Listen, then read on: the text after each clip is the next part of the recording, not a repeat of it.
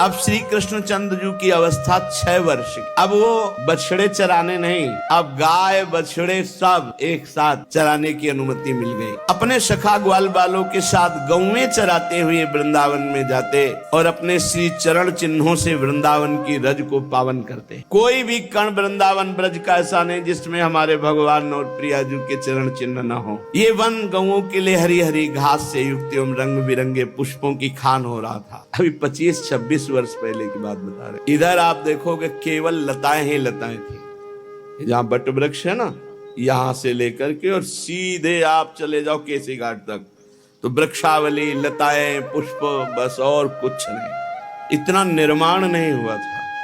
अब तो लताओं का अंतर ध्यान होना बड़ी बड़ी है। पीपल की लता, बड़ी बड़ी लताएं, बड़ी दर्दनाक स्थिति है। 50-50 मोर के झुंड हमारे हितधाम में से दाना फेंक दो, ऐसे नाच रहे।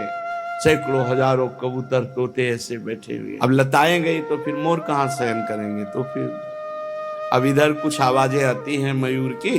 बताया कितना सुंदर वृंदावन पुष्पों की खान हो रहा है। आगे आगे गौएं, उनके पीछे पीछे बांसुरी बजाते हुए श्याम सुंदर फूले हुए लताएं। कितना सुंदर है। भावना करो, जिस मार्ग से जा रहे हैं आसपास फूली हुई लताएं, गुच्छे के गुच्छे रंग बिरंगे फूल, उनमें मकरंद का पान करके भौरे गुंजार कर रहे हैं। शास्त्रों सुंदर श्वेत रंग की गायें और पीछे भगवान बांसुरी बजाते हुए श्याम सुंदर, फिर बलराम जी और उनके पीछे यश गान करते हुए ग्वाल बाल। इस प्रकार वृंदावन में प्रवेश करते। वृंदावन में कहीं भौरे गुंजार कर रहे हैं, कहीं झुंड के झुंड हरिण चौकड़ी भर रहे हैं, कहीं मयूर नृत्य कर रहे हैं, सुंदर सुंदर पक्षी चहक रहे हैं, कहीं बड़े सुंदर झरने झर रहे हैं। जैसे महात्माओं का हृदय स्वच्छ होता है, ऐसे यहाँ के कुंड और सरोवर परम निर्मल हैं।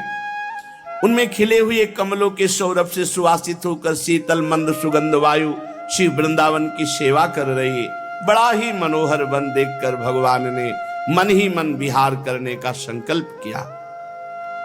पुरुषोत्तम भगवान श्री कृष्णचंद्र ने देखा बड़े बड़े वृक्ष फल और फूलों के भार से झुककर भूमि को स्पर्श कर रहे, मानो प्रणाम कर रहे। नूतन नूतन कोपलों की लालिमा से ऐसा लग रहा है मानो प्रभु के चरण स्पर्श कर रहे हो अपने कर कमल से। बड़े आनंद से मुस्कुराते हुए अपने बड़े भाई बलराम जी से कहा, हे देव शिरोमणि, देखो ये तो बड़े बड़े देवता आपके चरण कमलों की पूजा करते हैं, परंतु ये वृंदावन के वृक्ष अपनी डाली रूपी हाथ से पुष्प लेकर के आपके चरण कमलों में झुककर मानो पुष्पांजलि अर्पित कर रहे हैं, नमस्कार कर रहे हैं। क्यों न हो इसी सौभाग्य के लिए तो ये वृंदावन के वृक्ष बने हैं आकर। हे आदि पुरुष, आप इस वृंदावन में अपने ऐश्वर्य रूप को छिपाकर बालकों की सी लीला कर रहे हैं, फिर भी आपके श्रेष्ठ भक्त मुनिगण अपने इष्ट देव को पहचान कर देखो, ये भौरों के रूप में बड़े बड़े मुनि आपके भुवन पावन यश का निरंतर गुणगान कर रहे हैं। वास्तव में आप ही स्तुति करने योग्य है। प्रभु, जैसे सदगृहस्थ अपने घर में आए हुए संत को देख करके आह्लादित हो जाता है, ऐसे देखो ये आपको आया देखकर यहाँ के मोर कैसे नाच उठे। हरिणियां मृगनयनी गोपियों के समान अपनी प्रेम भरी तिरछी चितवन से आपके प्रति प्रेम प्रकट कर रहे, आपको प्रसन्न कर रहे। ये कोयले मधुर मधुर कुहू कुहू ध्वनि करके आपका स्वागत कर रहे। प्रभु, ये सब वनवासी होने पर भी धन्य है, क्योंकि संत पुरुषों का स्वभाव ही ऐसा होता है कि आए हुए अतिथि को अपनी प्रिय से प्रिय वस्तु भेंट करके उन्हें प्रसन्न करते हैं। प्रभु, ये वृंदावन की भूमि धन्य हो गई क्योंकि आपके चरण स्पर्श प्राप्त हुए। ये हरी हरी घास धन्य है क्योंकि आपके चरणों को सुख पहुंचा रही। वृंदावन की वृक्ष लताएं झाड़ियां, ये सब आपके शरीर का वायु स्पर्श प्राप्त करके, करकमल का स्पर्श प्राप्त करके अहो भाग्य है। ये आपकी दया भरी चितवन, यहाँ की नदी पर्वत पशु पक्षी सबको कृतार्थ कर रही है। प्रभु, ये ब्रज गोपी आपके वक्षा स्थल का स्पर्श प्राप्त करके, जिसके लिए स्वयं लक्ष्मी जी भी लालायित रहती हैं, धन्य धन्य हो रही है। परीक्षित, इस प्रकार परम सुंदर वृंदावन को देखकर भगवान श्री कृष्ण बहुत ही आनंदित हुए। अपने सखा ग्वाल वालों के साथ गोवर्धन की तराई में गौएं चराते हुए अनेक प्रकार की बाल लीलाएं करते। एक तरफ ग्वाल बाल बैठ करके भगवान श्री कृष्ण की चर्चा करते, दूसरी ओर बलराम जी के साथ बनमाला पहने हुए भगवान भौरों के स्वर में स्वर मिलाकर गुंजार करते हुए खेलते। कभी कभी श्री कृष्ण कूजते हुए राजहंसों के तरह स्वयं कूजने लगते, कभी नाचते हुए मोरों के साथ ऐसे नाचते कि मयूरों को उपहासास्पद बना देते, कभी मेघ के समान गंभीर गर्जना करते, कभी बड़े प्रेम से नाम लेकर जिस गाय को पुकारते वही हुंकार करती हुई आ जाती। कभी चकोर, क्रौंच, चकवा, भरदूल, मोर आदि पक्षियों की आवाज, कभी बाघ सिंह आदि की गर्जना, कभी बाघ सिंह आदि से भयभीत होने वाली लीला।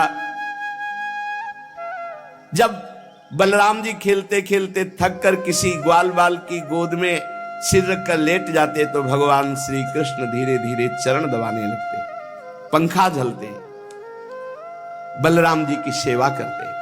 कभी एक दूसरे के सामने ताल ठोककर कुश्ती लड़ने लगते, कभी एक दूसरे से होड़ बांधकर नृत्य करते, और कृष्ण और बलराम ऐसे गले में हाथ डालकर देख देख के वाह वाह वाह वाह ऐसा कहते।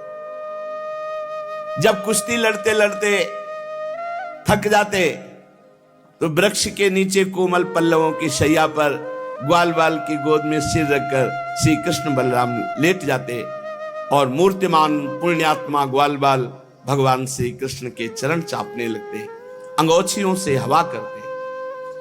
किसी किसी के हृदय में प्रेम की धारा उमड़ आती, वो धीरे धीरे उदार शिरोमणि परम मनस्वी भगवान श्री कृष्ण की लीलाओं के अनुरूप उनको मन को प्रिय लगने वाले गीत गाते। अपनी योग माया से ईश्वरी को छिपाए हुए अनंत ब्रह्मांडों का स्वामी ग्वाल बालों के बीच में ऐसे सुख बरसा रहा है। ऐसी लीला करते मानो ठीक कोई मनुष्य बालक ग्वाल बाल ही हो। स्वयं भगवती लक्ष्मी जिनके चरण सेवा में संलग्न रहती है, इन ग्रामीण बालकों को उन्हीं चरणों के चापने का सौभाग्य मिलता है और भगवान उनके साथ साधारण बालक की तरह खेल खेलते। पर कभी कभी उनकी ऐश्वर्यमयी भागवतिक लीलाएं प्रकट हो जाती। बलराम जी और श्री कृष्ण के सखाओं में एक प्रधान सखा थे श्री दामा। एक दिन उन्होंने सुबल और स्तोक कृष्ण आदि ग्वाल बालों से श्याम और राम से बड़े प्रेम से कहा कि हम लोगों को सर्वदा सुख पहुंचाने में तत्पर रहने वाले महाबली बलराम जी, आपके बाहुबल की तो कोई था नहीं, हमारे मनमोहन श्री कृष्ण दुष्टों को नष्ट कर डालना तो स्वभाव है। यहां थोड़ी दूर पर एक बड़ा भारी वन है, उसमें पात के पात ताड़ के वृक्ष भरे पड़े हैं और बहुत ताड़ के फल पक पक कर गिरते हैं, पर वहां धेनुकासुर नाम का एक दुष्ट दैत्य रहता है। उसने किसी को भी फल, अगर कोई फल लेने गया तो उसे मार देता है। भैया बलराम जी, भैया श्री कृष्ण, वो दैत्य गधे के रूप में रहता, स्वयं बड़ा बलवान और बहुत से गधे उसके साथी हैं जो दैत्य हैं, गधे के रूप में रहते। शत्रुघाती भैया उस दैत्य ने अब तक न जाने कितने मनुष्यों को मार डाला। यही कारण है इस वन में कोई भी पशु पक्षी मनुष्य कोई भी नहीं जाता। और बड़े सुंदर सुंदर सुगंधित फल है ताड़ के, देखो ना सुगंध आ रही, खाने का मन होता है, चारों ओर मंद मंद सुगंध फैल रही। तनिक ध्यान दो भैया, तुम्हारे मुख में पानी आ जाएगा, रस आ जाएगा। श्री कृष्ण, हमारा तो मन मचल पड़ा है फल पाने के लिए। दाऊ दादा, बड़ी उत्कट अभिलाषा की फल पाए, पर वो गधे का रूप रख करके बलवान दैत्य मार देगा अगर हम जाएंगे तो। ग्वाल बालों की बात सुनकर भगवान श्री कृष्ण और बलराम एक दूसरे पे दृष्टि मिलाई और कहा अच्छा भैया, और ताल वन की ओर चल पड़े। बलराम जी ने अपनी मजबूत बाहुओं से ताड़ का एक पेड़ पकड़ा और मतवाले हाथी की तरह जेब हिलाया तो ढेर सारे फल नीचे गिरे। जब गधे के रूप में रहने वाले दैत्य ने फलों के गिरने का शब्द सुना तो मानो पृथ्वी को कंपायमान कर रहा ऐसे दौड़ा। बलवान था, बहुतों को मार चुका था। बलराम जी के सामने आया, दुलत्ती छाती पे मारी, बहुत रेखता हुआ, क्रोध में भरकर रेखता हुआ दूसरी बार बलराम जी के पास आया, पीठ करके फिर दुलत्ती चलाई। बलराम जी जब पूरे अनंत ब्रह्मांडों को सरसों के दाने की तरह फड़ में रखे तो इसकी दुलत्ती क्या करेगी? एक हाथ से दोनों पैर पकड़े और घुमा करके ताड़ के वृक्ष में मारा। धेनुकासुर पधार गया और बड़े ताड़ के वृक्ष हिलकर खूब फल गिरे। तड़तड़ा कर एक दूसरे वृक्षों को हिलाते हुए ऐसे बहुत से वृक्ष गिर पड़े। बलराम जी के लिए तो एक खेल था, परंतु उनके द्वारा फेंके हुए गधे के शरीर धेनुकासुर से चोट खा खाकर वहां सब पूरा वन, जितने पके फल रखे सब नीचे आ गए। भगवान बलराम जी अनंत भगवान शेष हैं। सारा संसार ठीक वैसे ही उत्प्रोत है जैसे सूतों में वस्त्र। तब भला उनके लिए कौन से आश्चर्य की बात थी। जब धेनुकासुर मारा गया तो उसके जो और दैत्य धेनुक के रूप में रहते थे सब आग बबूला हो गए और बलराम जी श्री कृष्ण के ऊपर टूट पड़े। जो आया पीछे के पैर पकड़ पकड़ के सबको ताल वृक्षों पर दे मारा। उस समय वो भूमि ताड़ के फलों से पट गई। टूटे हुए वृक्ष और दैत्यों के प्राणहीन शरीर। बलराम जी और श्री कृष्ण की मंगलमयी लीला देखकर देवतागण फूल बरसाने लगे, बाजे बजाने लगे।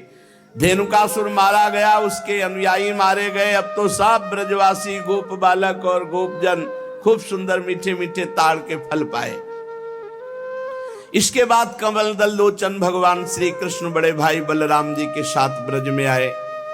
उस समय उनके साथी ग्वाल बाल उनके पीछे पीछे उनकी स्तुति करते जाते। क्यों न हो, भगवान की लीलाओं का गायन और भगवान की लीलाओं का श्रवण सबसे जल्दी निष्पाप करता है। निष्पाप करने वाला सबसे बड़ा तीर्थ है भगवान की लीला कथा श्रवण और गायन। जिस समय पीछे पीछे ग्वाल बाल यश गान करते चल रहे आगे भगवान श्री कृष्ण, उस समय भगवान श्री कृष्ण की घुंघराली अलकावली गौओं के खुरों से उड़ उड़ करके रज, माथे पर अलकावली पर, सिर पर मोर पंख का मुकुट और केश पास में सुंदर जंगली पुष्प सखाओं ने गूथे। नेत्रों में मधुर चितवन, मुख पर मनोहर मुस्कान और मधुर मधुर मुरली बजाते हुए ग्वाल बालों के साथ ब्रज में प्रवेश कर रहे हैं। गोपियां भाग करके मार्ग में खड़ी हो जाती, दिन भर इंतजार करती। शाम के जब देखती कि नेत्रों को जीवन दान देने वाले श्री कृष्ण आ रहे हैं, गोपियों ने अपने नेत्र रूपी भ्रमरों से भगवान के मुखारविंद का मकरंद रस पान करके दिन भर के विरह की जलन शांत की। भगवान ने भी उनकी तरफ प्रेम भरी चितवन से उनको सुख प्रदान किया। यशोदा मैया रोहिणी जी का हृदय वात्सल्य स्नेह से उमड़ रहा था। उन्होंने बलराम जी और भगवान श्याम सुंदर के घर पहुंचते ही इच्छा अनुसार उनको स्नान कराया, वस्त्र पहनाया, फिर खिलाया पिलाया। दोनों भाइयों ने माताओं का परोसा हुआ स्वादिष्ट अन्न भोजन किया। इसके बाद बड़े लाड़ प्यार से दुलार करके यशोदा और रोहिणी जी ने उन्हें सुंदर सैया पर सुलाया। भगवान श्री कृष्ण इस प्रकार वृंदावन में अनेकों लीलाएं करते। एक दिन अपने सखा ग्वाल बालों के साथ यमुना तट पर गए। उस दिन बलराम जी साथ नहीं गए थे। जब कोई विशेष लीला करनी होती थी तो बलराम जी को किसी न किसी बहाने से भगवान रोक देते थे। और दूसरी बात ये भैया जी हैं, कद्रू के बड़े पुत्र हैं अनंत शेष भगवान, और उनके पुत्रों में है ये कालिया नाग भी। तो उस दिन बलराम जी को साथ नहीं लाए। जेठ महीना, गर्मी बहुत, अब अत्यंत प्यासे हो गए सब बछड़े गौएं सखा, और किसी को ध्यान नहीं रहा। काली दह में सबने पानी पिया। बछड़ों ने, सखाओं ने, गौएं गोपों ने, पीते ही सब मर गए। इतना जहरीला सांप था कि वो कुंड का कुंड पूरा यमुना जी का जहरीला था। यही अपने घर की बात है। कालीदय भगवान ने देखा कि ये तो बहुत गलत हो गया, हमारे सब परिकर तो पधार गए। कितनी बार पधार गए? हाँ, देखो आगासुर में, बकासुर में भगवान श्री कृष्ण चंद्रजू ने अपनी अमृत बरसाने वाली दृष्टि से तत्काल जीवित कर दिया। किसी को ऐसा अनुभव ही नहीं हुआ कि हम मर गए थे। सबको चेतना आई, आश्चर्यचकित होकर एक दूसरे को देख रहे, पर ऐसा नहीं पता कि श्री कृष्ण चंद्रजू की अमृत दृष्टि से हम जीवित हुए हैं। हम लोग तो विषैला जल पी जाने के कारण मर चुके थे। भगवान श्री कृष्ण चंद्रजू ने हमें जिला। भगवान की ऐसी लीला है, वो जनाना ना चाहे तो कोई जान नहीं सकता है। भगवान ने देखा कि ये महाविषधर कालिया यमुना जी के हमारे लीला स्थली को ये तो बहुत अशुद्ध कर दिया है। अब ना कोई आचमन कर सकता है। इतना जहरीला जल था कि ऊपर से कोई पक्षी उड़े तो उसकी भाप से मर कर उसी में गिर पड़े। ब्रह्मन भगवान श्री कृष्ण ने यमुना जी के अगाध जल में किस प्रकार सर्प का दमन किया, और कालिया नाग जलचर जीव तो था नहीं, ऐसी दशा में अनेक युगों तक यहां वृंदावन में कालीदह में क्यों रहा? ब्रह्म स्वरूप महात्मन भगवान अनंत हैं, वे अपनी लीला प्रकट करके स्वच्छंद विहार करते हैं। गोपाल रूप से उन्होंने जो उदार लीला की वो अमृत स्वरूप है, उसका श्रवण करके बहुत सुख मिलता है। आप कृपा करके ये रहस्य वर्णन करें, यहां वृंदावन में क्यों रह रहा था ये कालिया? और कालिया कोई सांप, कोई जलचर जीव तो है नहीं, बराबर जल में ही क्यों रह रहा था? तो श्री सुखदेव जी ने कहा, परीक्षित, यमुना जी में ये विशाल कुंड है। इस विशाल कुंड में कालिया ने अपना निवास स्थान बनाया।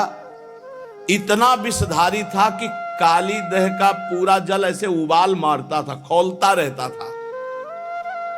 यहां तक कि उसके ऊपर उड़ने वाले आकाश में जो पक्षी हैं वो भी झुलस कर गिर के मर जाया करते थे। और उसके विषैले जल की नन्ही नन्ही बूंदें जब वायु ले जाती तो वृक्ष भस्म हो जाते आसपास के। ऐसा जहरीला सांप, एक छोटी बूंद भी जहां पड़ जाए वहां आग लग जाए, ऐसा जहरीला। पशु पक्षी लता वृक्ष सब नष्ट हो रहे थे आसपास के। भगवान ने कहा, मेरी लीला विहार स्थली, इस दुष्ट का तो दमन करना ही पड़ेगा। जब उन्होंने देखा कि सांप का विष का वेग बड़ा प्रचंड भयंकर है, विष ही इसका महान बल है, और मेरी बिहार स्थली यमुना जी दूषित हो गई है, तो भगवान श्री कृष्ण ने खेल रचा। आओ भाई सब कंदुक लीला खेलते हैं। और श्री दामा का कंदुक था, गेंद था। भगवान ने लिया, सीधे घुमा के मारा, कालीदह में गिरा। एक कन्हैया हमारा गेंद, जैसे बच्चे, अब तो हमें गेंद चाहिए, तुझे गेंद चाहिए ना, मैं भी ला के देता हूं, चुप रहे। भगवान ने फेंका इसीलिए था कोई बहाना मिले, और कमर में पीतांबर बांधी और संकल्प बनाया, एक कालिया अब भागना पड़ेगा तुझे, और ताल ठोकी और कूद गए जल पे। भयंकर विष, विष जल क्या विष एकदम। और भगवान के कूदने से जल और हिलोने मांगने लगा। 400 हाथ तक जल छिटका। जब अचिंत महाशक्ति भगवान ताल ठोक करके कूदे और मतवाले गजरात की तरह डूबते हुए मथते जाते थे जल को। भगवान की भुजाओं की टक्कर से बहुत जल में शब्द हो रहा था, सो रहा था कालिया कालीदह में। आंख से सुनने वाले काली नाग ने वो आवाज सुनी, कौन आ गया इतना बलवान की जीवित मेरे देह में घुसाया।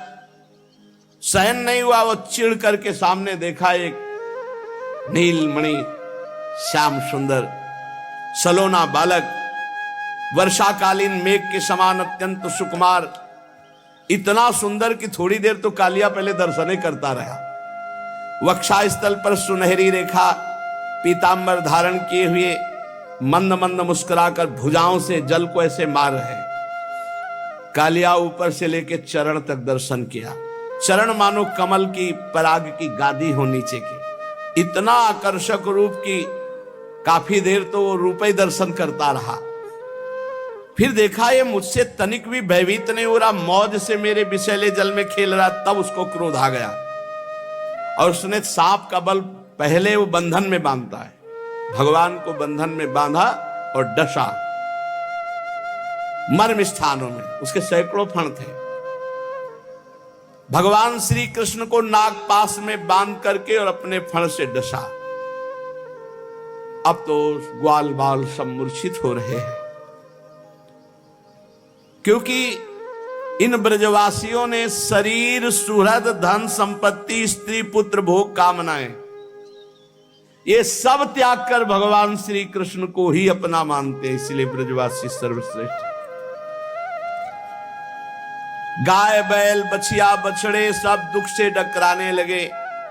श्री कृष्ण की ओर टकटकी बांधे हुए सब देख रहे हैं, सबका प्राण व्याकुल। इधर ब्रज में बड़े उत्पात शुरू हो गए। अब शकुन देखकर नंद बाबा ने कहा कि बलराम तुम आज यहाँ क्यों हो? श्री कृष्ण के जरूर कोई घटना घट गई, जरूर घटना घट गई। बड़े भय से व्याकुल हो गए। भगवान के प्रभाव को तो जानते नहीं, वात्सल्य भाव है। बस ये अपशकुन देखकर लगा कि आज तो किसी दैत्य ने श्री कृष्ण का जरूर अहित कर दिया। भय से व्याकुल हो गए, क्योंकि इन सबके प्राण, मन, सर्वस्व श्री कृष्ण ही थे। भागे ब्रजवासी, नंद बाबा, उपनंद, समस्त ब्रजगोपियां, बूढ़े, बच्चे, जवान सब। इतने में भागते हुए एक सखा ने आके बताया, गजब हो गया, कन्हैया काली दह में कूद गया और सांप ने जकड़ लिया। अब तो बलराम जी व्याकुल नहीं है, क्योंकि जानते हैं कि हमारे ऊपर शयन करने वाले सांप से तो उनको कोई भय है नहीं, और उनको विष से क्या भय है। ब्रजवासियों को इतना आतुर देखकर हंसते हुए कहा, तुम धैर्य रखो, श्री कृष्ण कोई ऐसे बालक नहीं है, हम जानते हैं अपने भाई के प्रभाव को, तुम धैर्य रखो। लेकिन ब्रजवासी प्यार जो प्रभु से ही केवल किए हुए हैं, सब यमुना के समीप पहुंच गए, सब देख रहे। बाबा मैया तो कूदने ही वाले थे, बलराम जी ने जबरदस्ती बाबा को रोका और युवतियों ने, ब्रज युवतियों ने, मैया तो भारी व्याकुल। जब दूर से देखा कि कन्हैया नाग पास में बंधे हुए, तो मैया तो बेहोश हो गई कुंड के समीप ही। नंद बाबा भी मूर्छित जैसे हो गए। भगवान मुस्कान भरी चितवन से इशारा कर रहे, सब शांत शांत शांत। लेकिन हर ब्रजवासी को, मेरे प्राण प्रिय श्याम सुंदर को सांप ने डस लिया, सांप ने कस लिया, मेरे तो प्राण वल्लभ जीवन सर्वस्व है। जब यशोदा मैया को होश आता है, कूदने के लिए दौड़ती, फिर ब्रज युवतियां, गोपियां पकड़ लेती हैं, अश्रुधारा, शरीर चेतनाहीन। फिर ब्रज गोपियां कहती हैं कि सुनो, छठवें दिन पूतना को मारा था, आप बल तो याद करो, आपके लाला का कोई ऐसा बल नहीं कि सांप मार डालेगा। पर अधिकांश तो धीरज बंधाने वाले नहीं थे, सब मूर्छित पड़े हुए थे। नंद बाबा के तो प्राण श्री कृष्ण थे, जब देखा सांप ने पकड़ रखा है, बहुत विकल। बलराम जी ने बाबा आप समझो, ये हमारे श्री कृष्ण कोई, पर कौन समझने वाला। तो बलराम जी ने अपनी भागवती शक्ति का प्रयोग किया, सबको जड़ता भाव, कोई कदम आगे नहीं बढ़ा सकता। नहीं तो इतने प्रेम में कोई समझा नहीं, सब काली दह में डूब जाते। अपने भागवतिक बल से सबको जड़ता भाव प्रदान कर दिया, सब एक कदम नहीं चल सकते। अब भगवान ने देखा कि हमारे ब्रजवासी जन तो बहुत दुखी हो रहे हैं, और सांप जो है बहुत प्रफुल्लित है कि हमने बांध लिया और काट लिया। भगवान ने अपने शरीर को मोटा किया, जे हुई उसकी नसें टूटने लगी, छोड़ के अलग खड़ा हो गया। फिर आग बबूला हो करके कालिया नाग ने फुफकार मारते हुए भगवान के ऊपर चोट की। नथुनों से विष की फुहारें निकल रहे, यानी कि काटे तो जहर। कुछ सांप ऐसे होते हैं, ऐसे करते हैं तो धार जैसी विष की गिरती है। अब भी हैं ऐसे कुछ सर्प हैं, लाल लाल आंखें किए मानो भट्टी तप रही हो और मुख से लपटें निकल रही थी। काली नाग अपनी दोहरी जीभ लपलपा करके दोनों ओंठों के किनारों को चाटता हुआ, विष उगलता हुआ भगवान के ऊपर प्रहार करता। और जैसे भगवान श्री हरि के वाहन गरुण जी सांपों से खेलते हैं, ऐसे श्री कृष्ण चंद्रजू खेल रहे, पैतरा बदलते वो प्रहार करता, अपने को बचाते। और ऐसे पैतरा बदलते कि हर बार उसके फड़ों पे भगवान थाप का प्रहार करते। अब उसका बल क्षीण होता गया। भगवान ने मारी थाप और छलांग लगाई और चढ़ गए फड़ों पर। कालिया का कितना सौभाग्य जो मुनियों के हृदय में भी ध्यान में नहीं आते, वो सीधे चरणारविंद मस्तक पर। कालिया के मस्तक पर लाल लाल मणियां थी, सर्प मणि। उन मणियों से भगवान के चरणों की और शोभा हो गई। नृत्य गान समस्त कलाओं के आदि प्रवर्तक जगत गुरु भगवान श्री कृष्ण नृत्य करना चाहते, ये देख करके देवता गंधर्व अपने अपने संगीत वाद्य और भगवान उसके सिर पर नृत्य करने लगे। नृत्य के आचार्य आदि प्रवर्तक है, सब विद्याएं इन्हीं से प्रकट हुई। भगवान के प्यारे भक्त गंधर्व सिद्ध देवता चारण देवांगनाएं जब देखा भगवान नृत्य करना चाहते हैं, तब बड़े प्रेम से मृदंग ढोल नगाड़े दुंदुभियां पुष्पों की वर्षा करते हुए ये सब बज रहे हैं। ताल के साथ भगवान नृत्य कर रहे उसके फड़ों पर। अखिल ब्रह्मांडों का भार लिए हुए भगवान उसके फड़ों, नस नस टूट गई, सारा अभिमान चूर चूर हो गया, मुख से खून उगलने लगा। और जो फण नहीं झुकाता तो ऐसी ठोकर मारते नाचते हुए एड़ी की बस खून उगल देता। प्रचंड दंडधारी भगवान के चरणों की चोट से कालिया नाग की जीवन शक्ति क्षीण हो गई, मुंह से नथुनों से खून उगलने लगा, चक्कर काटकर बेहोश हो गया। तनिक चेत होता, जहां आंख खोलता विष उगलता, भगवान जोर से चरणों की ठोकर मारते उसके फड़ों पर। नाचते नाचते भगवान ने उसका सब बल और अहंकार रौंद डाला। पुराण पुरुष महाबली भगवान श्री कृष्ण के चरणों पर खून की बूंदें ऐसी पड़ी थी मानो कालिया ने रक्तमय पुष्पों से भगवान के चरणों की पूजा की हो। तच्चित्र तांडव विरुगुण फलात पत्रो रक्तम मुखैरुर्वमन नृप भग्न गात्रा स्मृत्वा चराचर गुरुम पुरुषम पुराणम नारायणम तमरणम मनसा जगाम। भगवान तांडव करते हुए फणों को उसके ऊपर छिन्न भिन्न हो गए। अब जब देखा कि बस मरने वाला ही हो, तो उसे याद आई, हे पुराण पुरुष पुरुषोत्तम भगवान नारायण हमारी रक्षा करो। और ये पता नहीं कि वही चढ़े हुए हैं। भगवान श्री कृष्ण के उदर में संपूर्ण विश्व ब्रह्मांड है। भारी बोझ से कालिया का ये छोटा मोटा बलवान नहीं, गरुण से लड़ पड़ा था, गरुण जी से। जब गरुण जी का प्रहार पड़ा तो भागकर यहां छुप गया। भगवान के प्रहार से सब अहंकार चूर हो गया, छिन्न भिन्न हो गए फण उसके। खून की उल्टी करते हुए भगवान नारायण का स्मरण किया। उसकी पत्नियां हाथ जोड़कर भगवान की शरण में आई, नाग पत्नियां चोटी खोल करके। यह अत्यंत दैन्य भाव होता है। और बड़ी घबराहट और पृथ्वी पर लौटकर साष्टांग प्रणाम किया। पृथ्वी पर लौट गई, हाथ जोड़कर प्रणाम किया और भगवान श्री कृष्ण से अपने अपराधी पति को मुक्त कराने के लिए वो स्तुति करने लगी। नाग पत्नियों ने कहा, न्यायो हि दंडः कृत किल विशेषमिस् तवावतारः खल निग्रहाय रिपोः सुतानामपि तुल्य दृष्टिर् दत्से दमं फलमेवानुशंसन अनुग्रहोऽयं भवतः कृतो हि नो दंडो असतां ते खलु कल्मषापः यद्दंड सूकत्व ममुष्य देहिनः क्रोधोऽपि तेनो ग्रहेव सम्मतः। क्योंकि अपराधी न होता तो इस सर्प योनि को ही न प्राप्त होता। अपराधी तो है ही, इसलिए हम सच्चे हृदय से आपसे प्रार्थना करते हैं कि आप अपने क्रोध का त्याग करके अनुग्रह कीजिए, यद्यपि आपका क्रोध भी अनुग्रह ही है। प्रभु जरूर जरूर इस सर्प ने पूर्व जन्म में मान रहित होकर कोई बहुत बड़ी साधना आपकी की है, क्योंकि आपके चरणारविंद सीधे उसके माथे पे पड़ रहे, इससे बड़े और कौन तपस्वी हो सकता है। ये सब जीवों पर दया करते हुए कोई बहुत बड़ा भजन किया, धर्म किया, तभी तो आप संतुष्ट हुए हैं। आप सबके जीवन स्वरूप आप इसके माथे पे नृत्य कर रहे हैं, इससे बड़ा सौभाग्य क्या होगा।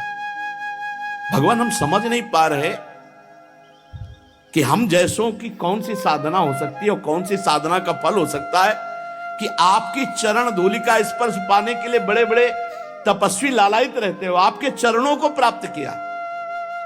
कितनी चरण रज दुर्लभ है कि स्वयं अर्धांगिनी लक्ष्मी जी भी बहुत दिनों तक समस्त भोगों का त्याग कर नियमों का पालन करते हुए तपस्या की। प्रभु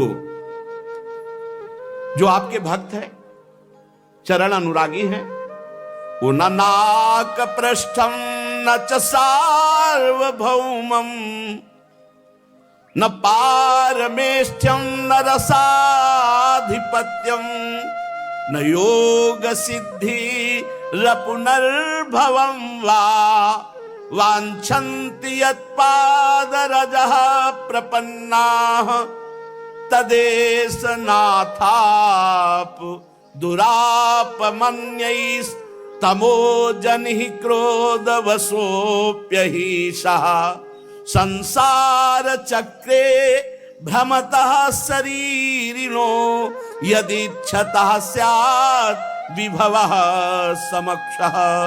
नमस्तुभ्यं भगवते पुरुषाय महात्मने भूतावासाय भूताय पराय परमात्मने ज्ञान विज्ञान निधये ब्रह्मणे अनंत शक्तये अगुणाया विकाराय नमस्ते प्राकृताय च कालाय कालनाभाय कालावयव साक्षिणे विश्वाय तदुपदृष्टे तत्कर्ते विश्वहेतवे। नागपत्नियां विनय कर रहे, हे प्रभु आपके चरण कमलों की धूल की शरण जो ले लेते हैं उनको ऐसा आनंद प्राप्त होता है कि वो स्वर्ग का राज्य नहीं चाहते, वो पृथ्वी की बादशाही नहीं चाहते, वो रसातल का राज्य नहीं चाहते, वो ब्रह्मा का पद नहीं चाहते, वो अणिमाद योग सिद्धियां नहीं चाहते, यहां तक कि जन्म मृत्यु से छुड़ाने वाले कैवल्य मोक्ष की भी इच्छा नहीं करते। स्वामी ये नागराज तमोगुणी योनि में उत्पन्न हुआ है, अत्यंत क्रोधी है, फिर भी इसको आपकी परम पवित्र चरण रज प्राप्त हुई जो दूसरों के लिए सर्वथा दुर्लभ है, जिसको प्राप्त करने की इच्छा मात्र से संसार चक्र में पड़े हुए जीव को संसार के वैभव संपत्ति की तो बात ही क्या, मोक्ष की भी प्राप्ति हो जाती है। प्रभु हम आपको प्रणाम करते हैं। आप अनंत एवं अचिंत्य ईश्वर के नित्य निधि हैं। आप सबके अंतःकरण में विराजमान होने पर भी अनंत हैं। आप समस्त प्राणी और पदार्थों के आश्रय, सब पदार्थों के रूप में विद्यमान हैं। आप प्रकट से परे स्वयं परमात्मा हैं। हम आपको नमस्कार करते हैं। आप प्रभु सब प्रकार के ज्ञान के अनुभवों के खजाने हैं। आपकी महिमा अपार अनंत शक्ति है। आपका स्वरूप अपराकृत दिव्य चिदानंदमय है। प्राकृत गुणों एवं विकारों का आप कभी स्पर्श ही नहीं करते। आप ही ब्रह्म हैं। हे ब्रह्म स्वरूप श्री कृष्ण, हम आपको नमस्कार कर रहे हैं। आप प्रकृति में क्षोभ उत्पन्न करने वाले काल हैं, काल शक्ति के आश्रय हैं, काल के क्षण कल्पादि समस्त अवयवों के साक्षी हैं। आप विश्व रूप होते हुए इस विश्व से अलग भी हैं, दृष्टा भी हैं। आप इस विश्व को बनाने वाले निमित्त कारण हैं और आप इस विश्व के रूप में बनने वाले उपादान कारण भी हैं। विश्व बनाने वाले आप और विश्व के रूप में बनने वाले आप। प्रभु आप पंचभूत, उनकी तन्मात्रा, इंद्रियां, प्राण, मन, बुद्धि, सबका खजाना चित्ते आप हैं। नमो अनंताय सूक्ष्माय कूटस्थाय विपश्चिते नानावादानुरोधाय वाच्यवाचक शक्तये नमः प्रमाण मूलाय कवये शास्त्रयोनये प्रवृत्ताय निवृत्ताय निगमाय नमो नमः।